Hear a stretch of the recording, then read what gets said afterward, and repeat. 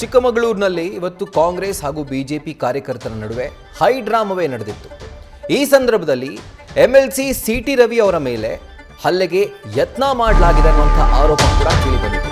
ಇದಕ್ಕೆ ಸಂಬಂಧಪಟ್ಟಂತೆ MLC city Ravi ಒಂದು ಸ್ಪಷ್ಟನೆಯನ್ನ ಕೊಟ್ಟಿದ್ದಾರೆ. ನನ್ನ ಮೇಲೆ ಹಲ್ಲೆಗೆ ಯತ್ನ ನಡೆದಿದೆ ಅಂತ ನಾನು ಓಡಿ ಹೋಗಲ್ಲ, ರಾಜಕಾರಣಕ್ಕೆ ಬೆದರಿ ಓಡಿ ಹೋಗೋನಲ್ಲ ನಾನು ಅಂತ ಹೇಳಿದ್ದಾರೆ.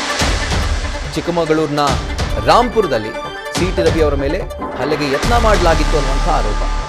ಮೆಡಿಕಲ್ ಕಾಲೇಜು ಕಾಮಗಾರಿ ವಿಚಾರಕ್ಕೆ ಸಂಬಂಧಪಟ್ಟಂತೆ ಕಾಂಗ್ರೆಸ್ ಹಾಗೂ ಬಿಜೆಪಿ ಮಧ್ಯೆ ಅಲ್ಲಿ ವಾಗ್ವಾದ ಉಂಟಾಗಿತ್ತು.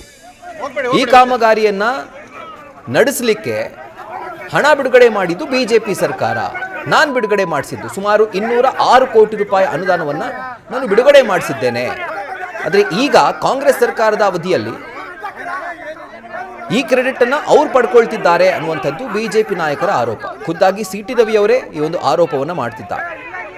ಸೊ ಕೆಲ ಕಾಲ ಅಲ್ಲಿ ವಾಗ್ವಾದ ಉಂಟಾಗಿತ್ತು, ಉದ್ವಿಗ್ನ ಪರಿಸ್ಥಿತಿ ಉಂಟಾಗಿತ್ತು. ಇವರ ಮೇಲೆ ಹಲ್ಲೆಗೆ ಕಾಂಗ್ರೆಸ್ ಕಾರ್ಯಕರ್ತರು ಮುಂದಾಗಿದ್ರು ಅನ್ನುವಂಥ ಗಂಭೀರ ಆರೋಪ ಕೂಡ ಕೇಳಿ ಬರ್ತಾ ಇದೆ. ಸೊ ಇದಕ್ಕೆ ಸಂಬಂಧಪಟ್ಟಂತೆ ಹೇಳಿದ್ದಾರೆ, ನಾನು ಯಾವುದೇ ಕಾರಣಕ್ಕೂ ಹೆದರಿ ಓಡಿ ಹೋಗಲ್ಲ ನಾನು, ಈ ರೀತಿಯಾಗಿ ಅವರು ಹೇಳಿಕೆಯನ್ನು ಕೊಟ್ಟಿರುವಂಥದ್ದು.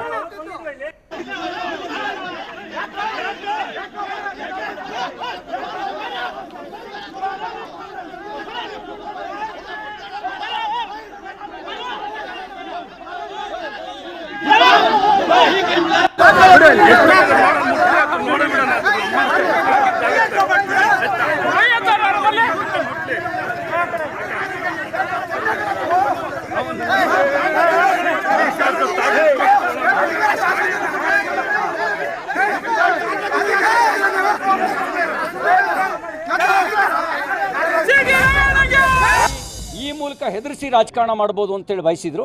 ಗುಂಡಾಗಿರಿ ರಾಜಕಾರಣಕ್ಕೆ ಬಗ್ಗೋದಿಲ್ಲ. ಇಂಥ ಗುಂಡಾಗಳನ್ನು ಎದುರಿಸಿಯೇ ನಾವು ಬಂದಿರೋದು.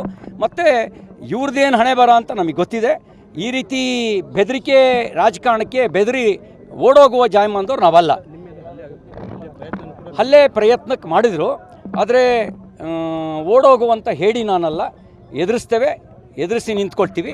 ಮತ್ತು ಇದು ಸ್ಯಾಂಕ್ಷನ್ ಮಾಡಿಸಿರೋದು ಕಾಂಗ್ರೆಸ್ ಸರ್ಕಾರದ ಅವಧಿಯಲ್ಲಿ ಅಲ್ಲ, ನಮ್ಮ ಬಿ ಜೆ ಪಿ ಸರ್ಕಾರ ಇದ್ದ ಅವಧಿಯಲ್ಲೇ 2022-23 ಮಂಜೂರಾಗಿರೋ ಕಾಮಗಾರಿ ಇದಿರ್ಬೋದು, ತೇಗೂರು ರಸ್ತೆ ಇರ್ಬೋದು, ಅಲ್ಲಂಪುರ ರಸ್ತೆ ಇರ್ಬೋದು. ಇವೆಲ್ಲ ಸೇರಿ 206 ಕೋಟಿ ರೂಪಾಯಿ ವಿವಿಧ ರಸ್ತೆ ಕಾಮಗಾರಿಗಳು ಪಿಡಬ್ಲ್ಯೂಡಿದು.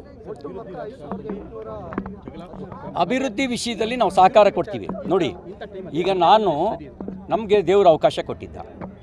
2018ರಿಂದ 2023ರವರೆಗೆ 5 ವರ್ಷದಲ್ಲಿ 5,857 ಕೋಟಿ ರೂಪಾಯಿ ವಿವಿಧ ಕಾಮಗಾರಿಯನ್ನು ಮಂಜೂರು ಮಾಡಿಸಿದ್ದೀನಿ.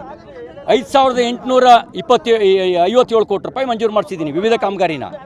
ಅವರು ಅದಕ್ಕಿಂತ ಜಾಸ್ತಿ ಮಾಡಿಸ್ಲಿ, ಭಾಷಣ ಮಾಡಲಿ, ಯಾರು ಬೇಡ ಅಂತಾರೆ. ಆದರೆ ಶಾಸಕನ ಅಧಿಕಾರಕ್ಕೆ ಮೊಡಕ್ಗೊಳಿಸೋದು. ಈಗ ನಾನು ಒಬ್ಬ ವಿಧಾನ ಪರಿಷತ್ತಿನ ಶಾಸಕ, ನನ್ನ ಸ್ಥಳ ವೀಕ್ಷಣೆ ಮಾಡಬೇಡಿ ಅಂತ ಹೇಳೋವಂಥ